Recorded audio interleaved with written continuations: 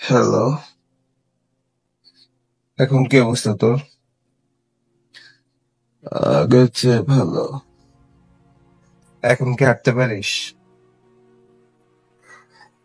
অল্প। ডাক্তার বেশি মুভমেন্ট করতে মানা করছে। নিজের খেয়াল রাখলে তো তোর হার্টে যে একটা ব্লক আছে এটা আগেই বুঝতে পারতি। নিজের তো কোনো যত্ন নেস না। বুঝতে পারি নাই। ভাবছিলাম গ্যাস্ট্রিকের ব্যথা।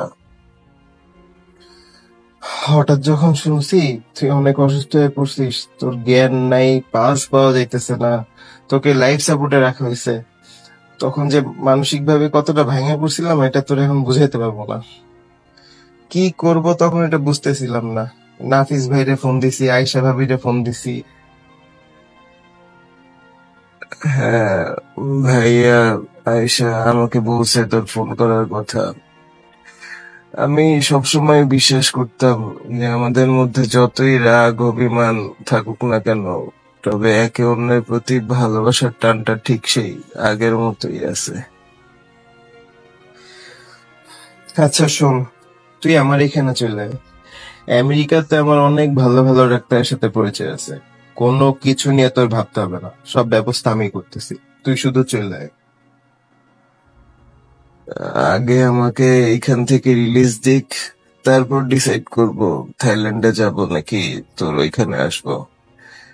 আসলে তোদের এই ভালোবাসা আর মানুষের দোয়ার জন্যই আমি মৃত্যুর মুখ থেকে এবার ফিরে আসতেছি। তোদেরকে অনেক ধন্যবাদ রে। কিসের ধন্যবাদ? বেস্ট ফ্রেন্ড হিসেবে তো তেমন কিছুই করতে পারলাম না, তোকে দেখতে আসতেও পারলাম না। যাই হোক, তোর শরীর এখনো ভালো না, অনেক কথা বলে ফেলছিস। আজকে তাইলে রাখতেছি। আর শোন, কোনো কিছু প্রয়োজন হলে আমাকে জানাইস। ভাবিস না যে আমি দেশে নাই বলে তোর জন্য কিছু করতে পারবো না। তোর বন্ধুর এখনো সেই ক্ষমতা আছে যে দেশে না থাকলেও তোর জন্য যে কোনো কিছু সে করতে পারে। ভালো থাকিস। হসপিটাল থেকে রিলিজ হলে আমাকে ফোন দিস। আল্লাহ হাফেজ। আচ্ছা, তুইও ভালো থাকিস।